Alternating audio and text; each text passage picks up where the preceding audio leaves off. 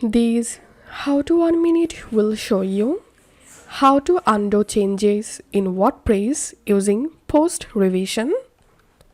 So as you can see, currently I'm in my post editor and I've already changed these posts multiple times. Now let's see how I can undo changes using the revision option. So once you are in your post editor, select the post option and here scroll down and you will get this revisions option. So click on it and here you will get all of your changes. Now from this slider you can select the changes you want to restore. After selecting, click on restore this revision.